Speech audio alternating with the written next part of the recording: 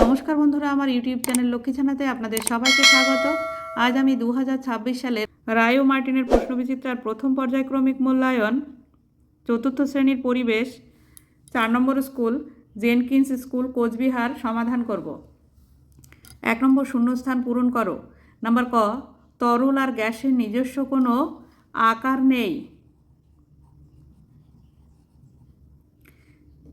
যে পাত্রে রাখা যায় সেই পাত্রের আকার ধারণ করে।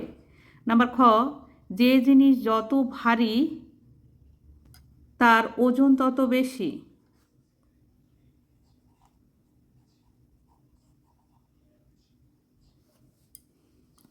নাম্বার গ, আমাদের মুখে 4 ধরনের দাঁত থাকে।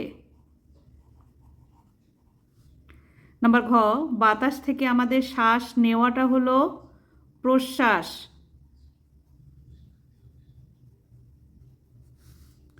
নাম্বার ঙ, ইট হলো একটি জড় পদার্থ। সরি, এখানে ওজন হবে না।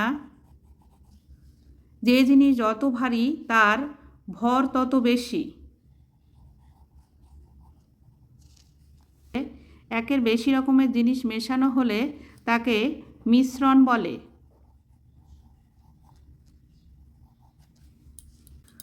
2 নম্বরে একটি বাক্যে উত্তর দাও।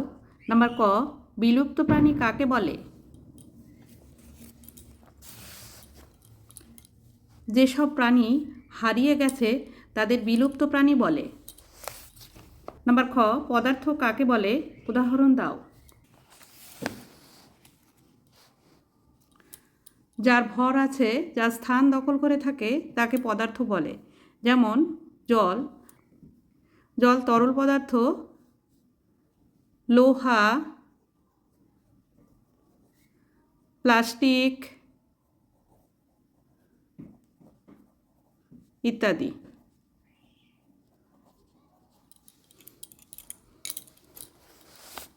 নাম্বার গ, কি খেলে দাঁত ও মাড়ি সুস্থ থাকে? টক জাতীয় ফল যেমন লেবু খেলে দাঁত ও মাড়ি সুস্থ থাকে।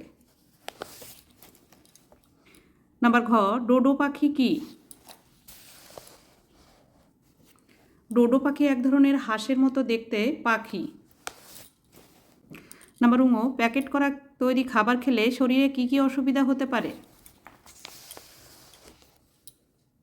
প্যাকেট করা খাবার খেলে 1 নম্বর পেটের গোলমাল হয়, 2 নম্বর মোটা হয়ে যায়, 3 নম্বর খিদে কমে যায়।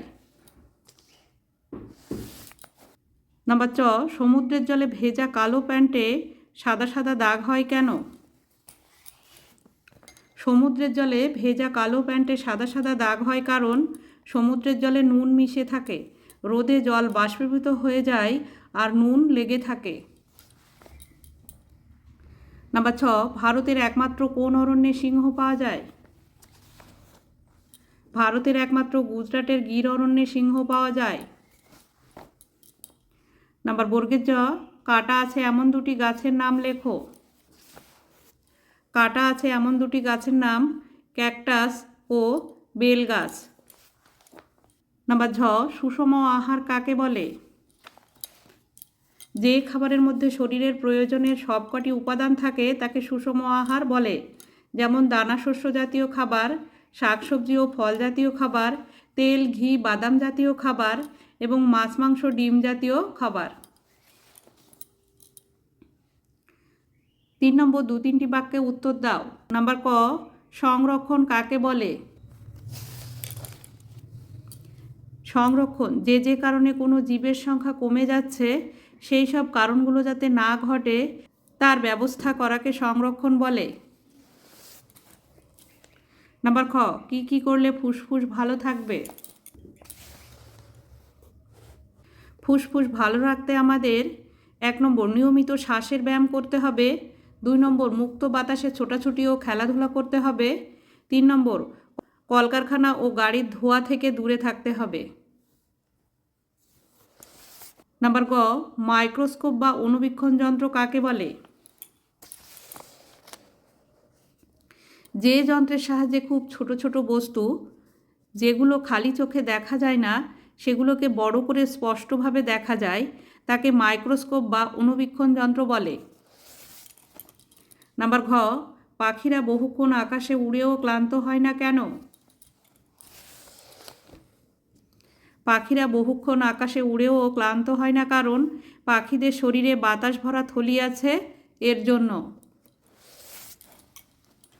বন্ধুরা, আজ এই পর্যন্তই। ভিডিওটি ভালো লাগলে লাইক, কমেন্ট ও শেয়ার করবেন এবং চ্যানেলটি সাবস্ক্রাইব করবেন।